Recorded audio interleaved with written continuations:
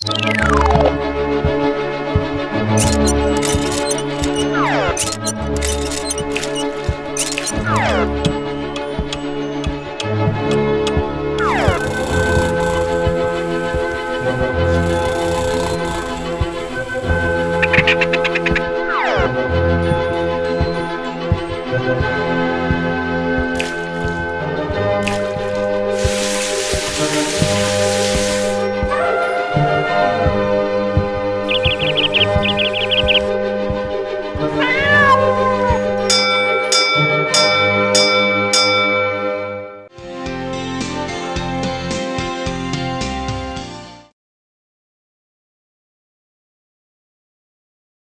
മക്കളെ, ടീച്ചർ എത്തി.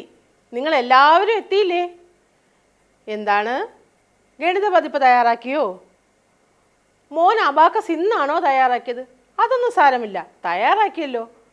നിങ്ങളെപ്പോലുള്ള കുറേ കൂട്ടുകാർ അവർ തയ്യാറാക്കിയ ഗണിത പതിപ്പിൻ്റെയും അബാക്കസിൻ്റെയും ഒക്കെ ഫോട്ടോ ഞങ്ങൾക്ക് അയച്ചു തന്നിട്ടുണ്ട്.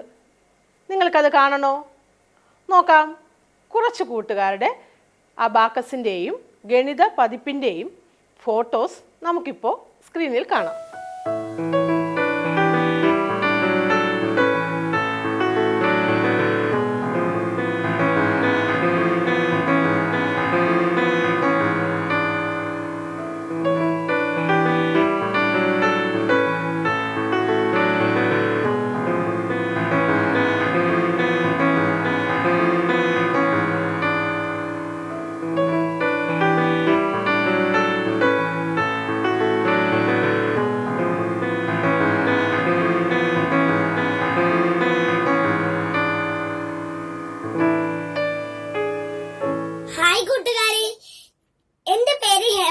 ഞാനിന്നിവിടെ പറയുന്നത് അബാക്കസ് ഉപയോഗിച്ച് എങ്ങനെയാണ് സംഖ്യകൾ ഉണ്ടാക്കുക എന്നാണ്. അതിനുവേണ്ടി ഞാൻ ഇവിടെ ഒരു അബാക്കസ് ഉണ്ടാക്കി കൊണ്ടുവന്നിട്ടുണ്ട്. ആ അബാക്കസ് ഉപയോഗിച്ച് നമുക്ക് സംഖ്യകൾ ഉണ്ടാക്കാം. 232 212 ഇതുപോലെ മുത്തുകൾ ശേഖരിച്ച് സംഖ്യകൾ ഉണ്ടാക്കാൻ കഴിയും. അത് കണ്ടിട്ട് ടീച്ചർക്ക് ഒരുപാട് സന്തോഷം തോന്നി. ഞാൻ പറഞ്ഞതുപോലെ എല്ലാവരും ഗണിത പതിപ്പും അബാക്കസും ഒക്കെ നല്ല ഭംഗിയായി തയ്യാറാക്കി. മിടുക്കരാണ് എല്ലാവരും. ഇതുപോലെ ഇനിയും ടീച്ചർ പറയുന്ന പ്രവർത്തനങ്ങൾ നല്ല ഭംഗിയായി പൂർത്തിയാക്കി നോട്ട് ബുക്കിൽ എഴുതി സൂക്ഷിച്ചു വയ്ക്കണേ. കഴിഞ്ഞ ദിവസം എൻ്റെ ക്ലാസ്സിലെ കിരൺ എന്നെ വിളിച്ചിരുന്നു. നിങ്ങൾ നിങ്ങളുടെ ടീച്ചറിനെ വിളിക്കാറുണ്ടോ? ടീച്ചർ നിങ്ങളെ വിളിക്കാറുണ്ടോ?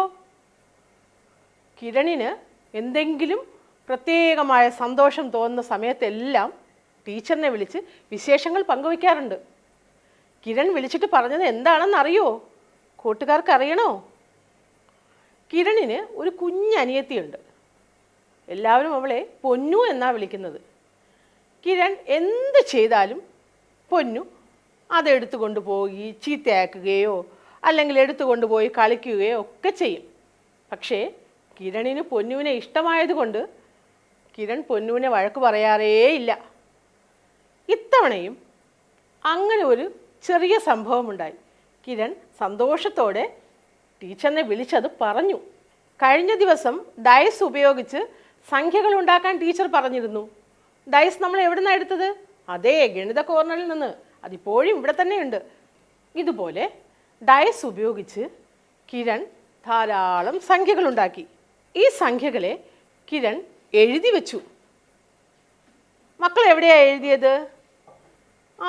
നോട്ട് ബുക്കിലോ? പേപ്പറിൽ എഴുതിയോ? സാരമില്ല. നോട്ട് ബുക്ക് വാങ്ങുമ്പോൾ പേപ്പറിൽ എഴുതി സൂക്ഷിച്ച എല്ലാ കാര്യങ്ങളും കൃത്യമായി നോട്ട് ബുക്കിൽ രേഖപ്പെടുത്താൻ മറക്കരുത് കേട്ടോ. നമ്മുടെ കിരൺ എവിടെയാണ് ഈ സംഖ്യകൾ എഴുതിയെന്ന് അറിയോ? കുറേ കാർഡുകൾ ഉണ്ടാക്കിയവൻ. എന്നിട്ട് ആ കാർഡുകളിൽ സംഖ്യകൾ എഴുതാൻ തുടങ്ങി.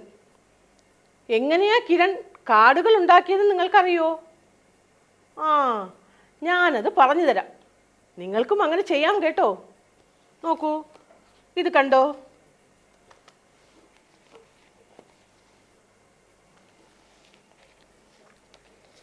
ഇതെന്താ?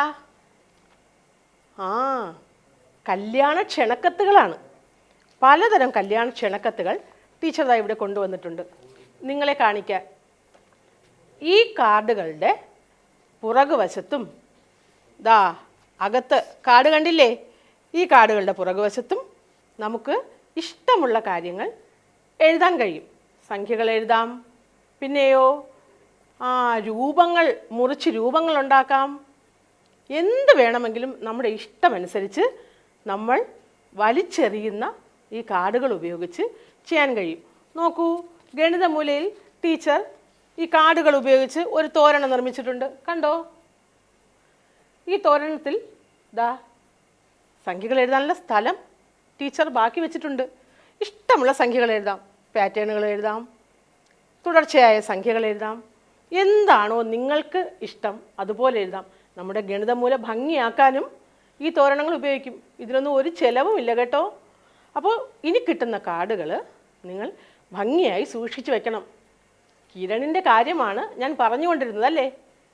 കിരൺ കാർഡുകളിൽ സംഖ്യകൾ എഴുതി പൂർത്തിയാക്കുന്നതിന് മുന്നേ തന്നെ പൊന്നു ഈ സംഖ്യകളെല്ലാം എടുത്തുകൊണ്ട് ഒരൊറ്റ ഓട്ടം. കിരൺ ഒന്നും പറഞ്ഞില്ല കേട്ടോ. എന്തിനാ പൊന്നു ഈ കാർഡുകൾ? നിനക്കെന്തിനാ? ചേട്ടൻ ഇത് പഠിച്ചോട്ടെ. പൊന്നു പറഞ്ഞു, ചേട്ടാ ഞാൻ ഈ കാർഡുകൾ ഇപ്പം തിരിച്ചു തരാം. കിരൺ അടുത്ത പ്രവർത്തനത്തിലേക്ക് പോയി. പൊന്നു ഇത്തിരി സമയം കഴിഞ്ഞപ്പോൾ കിരണിനെ വിളിച്ചു. ചേട്ടാ ഇങ്ങോട്ട് വരൂ, ദാ ഞാനിവിടെ ഒരു സൂത്രം കാണിച്ചു തരാം. പൊന്നു എന്താ ഉണ്ടാക്കിയെന്നറിയാൻ കിരൺ അങ്ങോട്ടേക്ക് പോയി. നോക്കാം പൊന്നു എന്താ ചെയ്തതെന്ന്. അവിടെ എത്തി കിരൺ കണ്ടത് വീട്ടിൽ നിന്ന് പുറത്തേക്കിറങ്ങുന്ന പടികളിൽ പൊന്നു കാർഡുകളിങ്ങനെ ഓരോ പടികളിൽ ഓരോ കാർഡുകളായി എടുത്തു വച്ചിരിക്കുന്നു. കിരൺ അത് കണ്ടിട്ട്, കൊള്ളാം, നീ എന്തിനാ ഇങ്ങനെ കാർഡുകൾ അടുക്കി വെച്ചത്?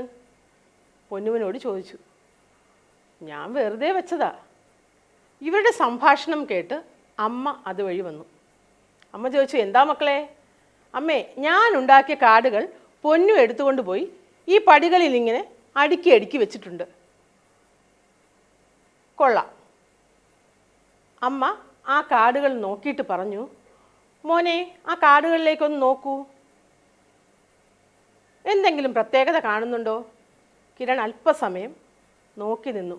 എന്നിട്ട് പറഞ്ഞു, എനിക്ക് മനസ്സിലായി എന്താണെന്ന്. നമുക്ക് നോക്കാം ആ കാർഡുകൾ എന്തായിരുന്നുവെന്ന്. നിങ്ങൾക്കതിൽ നിന്ന് എന്തെങ്കിലും മനസ്സിലാകുന്നുണ്ടോ എന്ന് നോക്കൂ.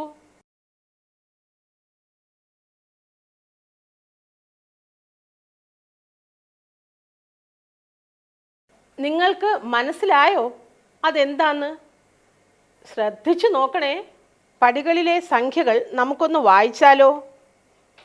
15, 23, 45,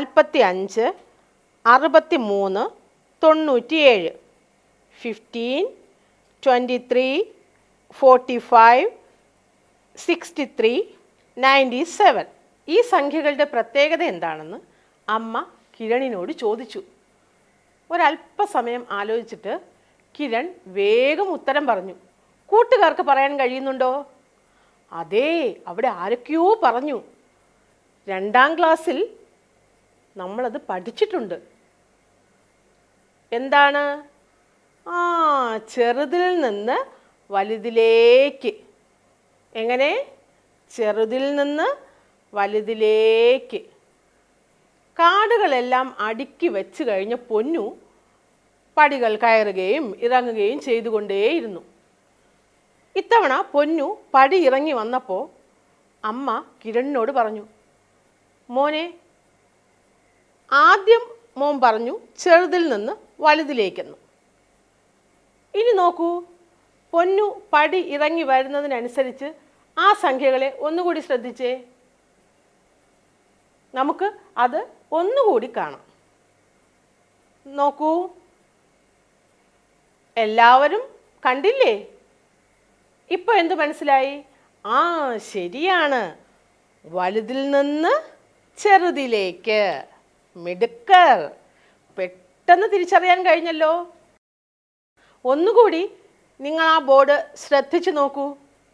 ആദ്യം കിരൺ അമ്മയോട് പറഞ്ഞത് ചെറുതിൽ നിന്ന് വലുതിലേക്ക് എന്നാണ്. ചെറുതിൽ നിന്ന് വലുതിലേക്ക്, അത് നിങ്ങൾക്കറിയാം. ഈ ചെറുതിൽ നിന്ന് വലുതിലേക്ക് പോകുന്നു എന്നതിന് ഗണിതത്തിൽ ഒരു പ്രത്യേക പേര് പറയും. എന്താണെന്നല്ലേ? ടീച്ചർ പറഞ്ഞു തരാം. ആരോഹണക്രമം. എല്ലാവരും ഒന്ന് ഉറക്കെ പറഞ്ഞേ. ആരോഹണക്രമം, അസെൻഡിങ് ഓർഡർ. ആരോഹണക്രമം എന്നാൽ എന്താണ്? ചെറുതിൽ നിന്ന് വലുതിലേക്ക്. എല്ലാവരും ടീച്ചറിനൊപ്പം പറയണേ. ചെറുതിൽ നിന്ന് വലുതിലേക്ക്. ആരോഹണക്രമം. Smallest to largest, ascending order. Note ബുക്കിൽ അതൊന്ന് എഴുതിയാലോ? ആരോഹണക്രമം, അസെൻഡിങ് ഓർഡർ. എഴുതി കഴിഞ്ഞില്ലേ? രണ്ടാമത്തെ തവണ പൊന്നു പടികൾ മുകളിൽ നിന്ന് താഴേക്ക് വന്നപ്പോൾ അമ്മ കിരണിനോട് ചോദിച്ചു, മോനെ ഇതെന്താ? കിരൺ അമ്മയോട് പറഞ്ഞത് എങ്ങനെയാണ്? വലുതിൽ നിന്ന് ചെറുതിലേക്ക്, ലാർജസ്റ്റ് ടു സ്മോളസ്റ്റ്. അതിനും ഇതുപോലെ ഒരു പേര് പറയുന്നുണ്ട്. എന്താണെന്നോ? ടീച്ചർ പറയാം. വലുതിൽ നിന്ന് ചെറുതിലേക്ക്, അവരോഹണക്രമം. എന്താണ്? എല്ലാവരും ഉറക്കെ പറഞ്ഞേ. അവരോഹണക്രമം. Largest to smallest, descending order. ഒന്ന് ഉറക്കെ പറഞ്ഞേ. Descending order. ഒന്ന് നോട്ട് ബുക്കിൽ ഈ പേരും കൂടി എഴുതി വച്ചേ. എഴുതി കഴിഞ്ഞില്ലേ? നോക്കൂ, 2 പേരുകളാണ് നാം ഇപ്പോൾ പരിചയപ്പെട്ടത്. ഏതൊക്കെയാ? ശരിയാണ്. ആരോഹണക്രമം, അവരോഹണക്രമം. Ascending order, descending order. Note ബുക്കിൽ എഴുതിയത് സൂക്ഷിച്ചു വെക്കണേ. ഇടയ്ക്കിടയ്ക്ക് നോക്കണേ. ഈ വാക്ക്, ഈ പേര് പറഞ്ഞ് പറഞ്ഞ് ശീലിക്കണം. കഴിഞ്ഞ ദിവസം നമ്മൾ എന്താ പഠിച്ചത്? ഡൈസുകൾ ഉപയോഗിച്ച് സംഖ്യകൾ ഉണ്ടാക്കി. അവയെ അബാക്കസിൽ ക്രമീകരിച്ചു, വായിച്ചു, നോട്ട് ബുക്കിൽ രേഖപ്പെടുത്തി.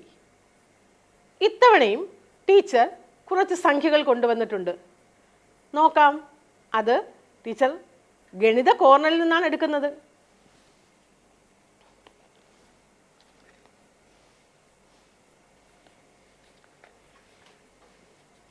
ഇത് കണ്ടോ? എന്താണത്? തീപ്പെട്ടി കവറുകളാ. തീപ്പെട്ടി കവറുകളുടെ ഒരു വശത്ത് നമ്പർ എഴുതി ടീച്ചർ ഇവിടെ വെച്ചിട്ടുണ്ട്. ഗണിത കോർണറിൽ വെച്ചിട്ടുണ്ടായിരുന്നു. അതിവിടേക്ക് എടുത്തു വെച്ചു. ഇനി ഈ നമ്പറുകളെ നമുക്ക് ആരോഹണക്രമത്തിലും അവരോഹണക്രമത്തിലും ക്രമീകരിച്ചാലോ? Ascending ഓർഡറിലും descending ഓർഡറിലും ക്രമീകരിച്ചാലോ? ശ്രമിച്ചു നോക്കാം.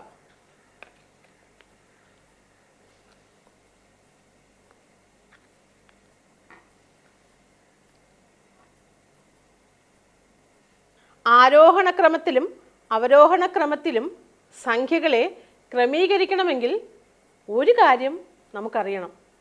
കഴിഞ്ഞ ക്ലാസ്സിൽ പഠിച്ചതാണ്. അതേ, വലുതാരാണ് ചെറുതാരാണ്. 2 സംഖ്യകൾ കണ്ടാൽ അത് വലുതാരാ ചെറുതാരാ എന്നൊക്കെ കഴിഞ്ഞ ദിവസം നമ്മൾ പഠിച്ചു. ബിഗ്ഗസ്റ്റ് നമ്പറും സ്മോളസ്റ്റ് നമ്പറും. ഇനി ദാ ഈ തീപ്പെട്ടികളിലേക്ക് നോക്കൂ. ഇതിലെ സംഖ്യകൾ നമുക്കൊന്ന് വായിച്ചു നോക്കിയാലോ? നോക്കാം.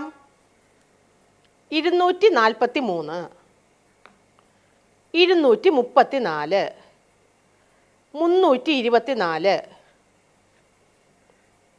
502, 432. ഒരിക്കൽ കൂടി 432, 502,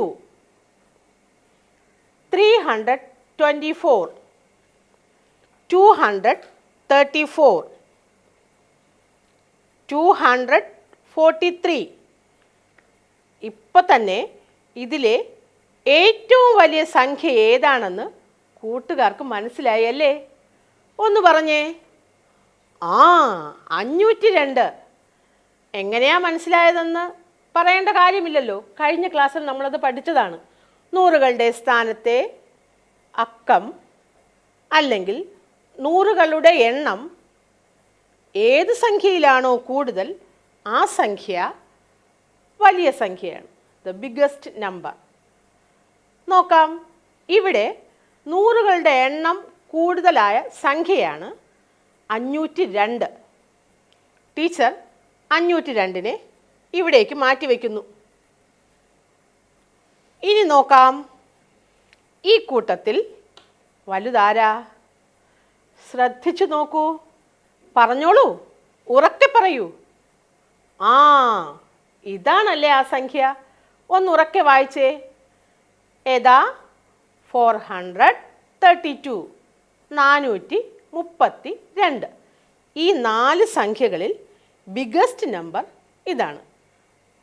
അങ്ങനെയാണെങ്കിൽ ടീച്ചർ ഈ തീപ്പെട്ടിയും ഇവിടെ വയ്ക്കുന്നു. ഇനി എന്താ? ഇനിയും കൂട്ടത്തിൽ വലിയ ആളിനെ കണ്ടുപിടിക്കണം അല്ലേ? അതാരാ? ഒന്ന് നോക്കൂ. ഇതാണല്ലേ സംഖ്യ. ഒന്ന് ഉറക്കെ വായിച്ചേ. 324. ശരിയല്ലേ? 324. ഈ സംഖ്യയും ഞാനിതാ ഇവിടെ വയ്ക്കുന്നു. ഇനി നോക്കൂ, ഇനി 2 പേരാണുള്ളത്. ഒരു ചെറിയൊരു പ്രശ്നം നിങ്ങൾക്ക് തോന്നിയേക്കാം. ഇല്ലല്ലേ, ഉത്തരം പറഞ്ഞു കഴിഞ്ഞു, മിടുക്കരാണല്ലോ. നോക്കൂ, ആരാണ് വലുത്? 243, 243. ഇവിടെ എന്തായിരുന്നു? 2 സംഖ്യകളിലെയും ഹൺഡ്രഡ്സിൻ്റെ പ്ലേസിലെ നമ്പർ സെയിം ആയിരുന്നു. 2 നൂറുകളാണ് 2 സംഖ്യകളിലും ഉള്ളത്. അപ്പോൾ വലിയ സംഖ്യ എങ്ങനെ കണ്ടുപിടിച്ചു? യെസ്, 10കളുടെ സ്ഥാനത്തെ അക്കം ഏതാണെന്ന് നോക്കിയല്ലേ? മിടുക്കർ. അങ്ങനെയാണെങ്കിൽ ഈ സംഖ്യയെയും നമുക്ക് അവിടെ വയ്ക്കാം. ഇനി നോക്കൂ, ഒരേ ഒരാളല്ലേ ബാക്കി, അദ്ദേഹത്തെയും ഇവിടെ വയ്ക്കാം. 5 സംഖ്യകളെയും നമ്മളിങ്ങനെ ക്രമീകരിച്ചിരിക്കുകയാണ്. നോക്കൂ, ഈ കൂട്ടത്തിൽ ഏറ്റവും വലിയ സംഖ്യ ആദ്യം, അത് കഴിഞ്ഞ് ഈ 4 പേരുടെ കൂട്ടത്തിൽ വലിയ സംഖ്യ, അടുത്ത സംഖ്യ, അടുത്ത സംഖ്യ, അടുത്ത സംഖ്യ, ഇങ്ങനെ ക്രമീകരിച്ചിരിക്കുകയാണ്. ഇപ്പം നോക്കൂ, ഈ സംഖ്യകളെ എങ്ങനെയാണ് ക്രമീകരിച്ചിരിക്കുന്നത്? വലുതിൽ നിന്ന് ചെറുതിലേക്ക്, ലാർജസ്റ്റ് ടു സ്മോളസ്റ്റ്. അതായത് അവരോഹണക്രമം, ഡിസെൻഡിങ് ഓർഡർ. എന്താണ്? അവരോഹണക്രമം, ഡിസെൻഡിങ് ഓർഡർ. ഈ സംഖ്യകളെ നോട്ട് ബുക്കിൽ രേഖപ്പെടുത്താമോ? സംഖ്യകൾ നോട്ട് ബുക്കിൽ രേഖപ്പെടുത്തുമ്പോൾ ബോർഡിൽ കാണുന്ന രീതിയിൽ രേഖപ്പെടുത്താൻ പ്രത്യേകം ശ്രദ്ധിക്കണേ. ടീച്ചർ വായിക്കാം. എന്നോടൊപ്പം വായിച്ചുകൊണ്ട് നിങ്ങൾ സംഖ്യകൾ രേഖപ്പെടുത്തണം. 502, 432, 324, 243, 234. ഒരിക്കൽ കൂടി ടീച്ചർ വായിക്കാം. 502, 432, 324, 243, 234. ഈ സംഖ്യകൾ എഴുതിയതിന് മുകളിൽ അവരോഹണക്രമം, ഡിസെൻഡിങ് ഓർഡർ എന്നെഴുതാൻ മറക്കല്ലേ. മക്കളെ, എഴുതി കഴിഞ്ഞില്ലേ?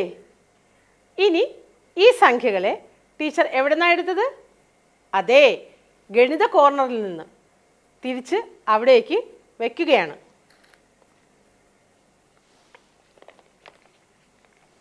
ഇപ്പോൾ നമ്മൾ പഠിച്ചത് ഏതാണ്?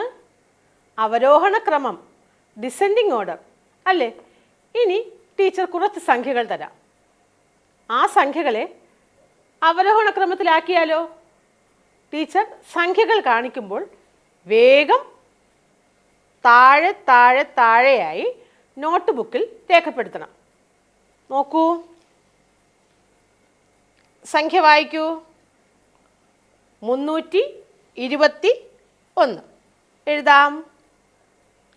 132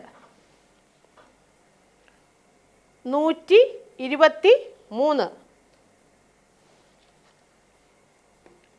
312 213.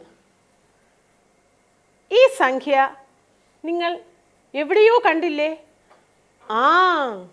കഴിഞ്ഞ ക്ലാസ്സിൽ 1, 2, 3 എന്നീ അക്കങ്ങൾ ഉപയോഗിച്ച് നമ്മൾ തന്നെ നിർമ്മിച്ച 3 ഡിജിറ്റ്സ് നമ്പേഴ്സാണ്. എത്ര സംഖ്യകളുണ്ട്? 1, 2, 3, 4, 5, 6. 6 സംഖ്യകൾ എഴുതി കഴിഞ്ഞല്ലോ. ഈ സംഖ്യകളെ ഇനി എങ്ങനെയാണ് ക്രമീകരിക്കേണ്ടത്? എങ്ങനെ? ഡിസെൻഡിങ് ഓർഡർ, അവരോഹണ ക്രമത്തിൽ ക്രമീകരിക്കാമല്ലോ. എഴുതി കഴിഞ്ഞില്ലേ മക്കളെ? ഇനി നമുക്ക് വേറെ കുറച്ച് സംഖ്യകൾ പരിചയപ്പെടാം.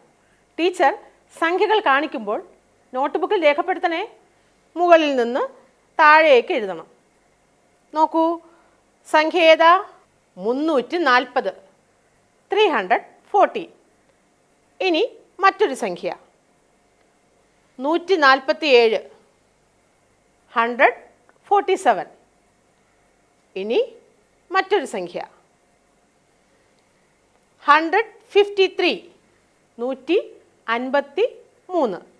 ഇനി വേറൊരു സംഖ്യ 284, 284. ഒരു സംഖ്യ കൂടിയുണ്ട് 202, 202. എഴുതി കഴിഞ്ഞല്ലോ കൂട്ടുകാരെ. ഈ സംഖ്യകളെ ചെറുതിൽ നിന്ന് വലുതിലേക്ക് ക്രമീകരിച്ചാലോ? ആരോഹണ ക്രമത്തിൽ, അസെൻഡിങ് ഓർഡറിൽ. എഴുതി കഴിഞ്ഞില്ലേ? നിങ്ങൾ എഴുതിയത് ശരിയാണോ എന്ന് നോക്കണ്ടേ? നോക്കാം. നിങ്ങൾ എഴുതിയ ഉത്തരം ആരോഹണ ക്രമത്തിലാണോ അസെൻഡിങ് ഓർഡറിലാണോ എന്ന് നമുക്ക് പരിശോധിക്കാം. എല്ലാവരും ഇങ്ങോട്ട് നോക്കൂ. ഈ സംഖ്യകളിൽ ഏറ്റവും ചെറിയ സംഖ്യ ഏതാണ്? നമുക്ക് നോക്കാം. എല്ലാവരും ഒന്ന് ശ്രദ്ധിച്ച് നോക്കിക്കേ. ഏതാണ്? മിടുക്കർ പറഞ്ഞല്ലോ. ഏതാ സംഖ്യ? 147, 147. ഇനി ഈ കൂട്ടത്തിൽ ഏറ്റവും ചെറിയ ആളാരാ? നോക്കൂ, 153. ഇനിയോ? ഇനി 3 ആൾക്കാരുണ്ടല്ലേ? അവരിൽ നിന്ന് ഏറ്റവും ചെറിയ ആളിനെ കണ്ടുപിടിക്കണം. ആരാണ്? 202, 202. ഇനിയോ? 2 പേരാണുള്ളത്. അവരിലെ ചെറിയ ആൾ ആരാണ്? 284, 284. ഇനി ഒരാൾ മാത്രമേ ബാക്കിയുള്ളൂ. അതാരാ? 340. ഈ സംഖ്യകളെ ആരോഹണ ക്രമത്തിൽ ഒന്ന് വായിച്ചേ. 147, 153, 202, 284, 340. ഒരിക്കൽ കൂടി വായിക്കാം. 147, 153, 202, 284, 340. ഇപ്പോൾ ഏത് ക്രമത്തിലാ, ഏത് ഓർഡറിലാ നാം വായിച്ചത്? ആരോഹണക്രമത്തിൽ. അസെൻഡിങ് ഓർഡറിലാണ് നാം ഇപ്പോൾ ഈ സംഖ്യകളെ ക്രമീകരിച്ചിരിക്കുന്നത്. കൂട്ടുകാരെ, നിങ്ങൾ എഴുതിയ ഉത്തരം ശരിയാണോ? ആ, എല്ലാവർക്കും ശരിയായി. കൊള്ളാം, മിടുക്കർ. ഈ സംഖ്യകളെ അവരോഹണ ക്രമത്തിൽ ഡിസെൻഡിങ് ഓർഡറിൽ നോട്ട് ബുക്കിൽ രേഖപ്പെടുത്താമോ?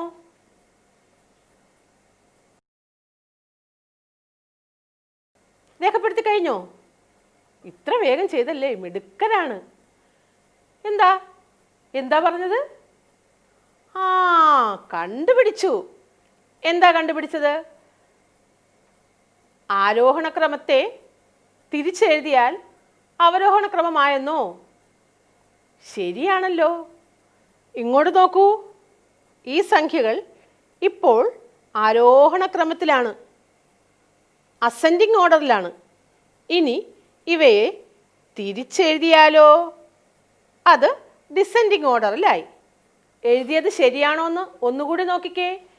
340, 284, 202, 153, 147. ഇന്ന് നാം രണ്ട് കാര്യങ്ങളാണ് പഠിച്ചത്: ആരോഹണക്രമം, അവരോഹണക്രമം. Ascending order, descending order. കൂട്ടുകാർ ചെയ്യേണ്ടത് ഇതാണ്: നിങ്ങൾ സംഖ്യകൾ ഉണ്ടാക്കണം. സംഖ്യകൾ ഉണ്ടാക്കാൻ അറിയാമല്ലോ. ഡൈസ് ഉപയോഗിച്ച് സംഖ്യകൾ ഉണ്ടാക്കി ആ സംഖ്യകളെ ആരോഹണ ക്രമത്തിലും അവരോഹണ ക്രമത്തിലും അസെൻഡിങ് ഓർഡറിലും ഡിസെൻഡിങ് ഓർഡറിലും ക്രമീകരിച്ച് നോട്ട് ബുക്കിൽ രേഖപ്പെടുത്തി വെക്കണം. എത്ര സെറ്റ് സംഖ്യകളും ആകാം. 3 എണ്ണത്തിൻ്റെ സെറ്റുകളോ 5 എണ്ണത്തിൻ്റെ സെറ്റുകളോ. കൂട്ടുകാരുടെ ഇഷ്ടം പോലെ സംഖ്യകൾ ഉണ്ടാക്കൂ. അവയെ ആരോഹണ ക്രമത്തിലും അവരോഹണ ക്രമത്തിലും ക്രമീകരിച്ച് എഴുതി സൂക്ഷിക്കൂ. കുഞ്ഞുങ്ങളെ, ദാ ഇങ്ങോട്ട് നോക്കൂ. ഇത് നമ്മുടെ ഗണിത കോർണർ. ഇവിടെ നാം ധാരാളം വസ്തുക്കൾ കാണുന്നുണ്ട് അല്ലേ? ഇവയിൽ അധികവും നമ്മുടെ പരിസരത്തിൽ നിന്ന് നമുക്ക് ശേഖരിക്കാവുന്നവയാണ്. ഈ ഗണിത കോർണറിൽ നിന്നെടുത്ത സാധനങ്ങൾ ഉപയോഗിച്ചാണ് നാം ഇതുവരെയും ഒത്തിരി കാര്യങ്ങൾ മനസ്സിലാക്കിയത്. എണ്ണാൻ പഠിക്കാം, ആരോഹണ അവരോഹണ ക്രമം കണ്ടുപിടിക്കാൻ പഠിക്കാം. ഇപ്പം തന്നെ നോക്കൂ, ഈ തീപ്പെട്ടിക്കകത്ത് ടീച്ചർ ഒരു കാര്യം എഴുതി സൂക്ഷിച്ചിട്ടുണ്ട്: 100കളുടെ എണ്ണം, 10കളുടെ എണ്ണം. ഇതുപോലെ ഈ തീപ്പെട്ടിയുടെ ചുറ്റും ഇനിയും ധാരാളം കാര്യങ്ങൾ എഴുതി സൂക്ഷിക്കാൻ നമുക്ക് കഴിയും. ഇത്തരത്തിലൊരു കുഞ്ഞ് ഗണിത കോർണർ നമ്മുടെ വീട്ടിലും ഉണ്ടാക്കിയാലോ? ചെയ്യില്ലേ? എല്ലാവരും മിടുക്കരാണ്. നിങ്ങളുടെ വീട്ടിലും ഗണിത കോർണർ ഒരുക്കുമെന്ന് ടീച്ചറിനറിയാം. ചെറിയ ചെറിയ കളികളും ഗണിത വിശേഷങ്ങളുമായി വീണ്ടും കാണാം.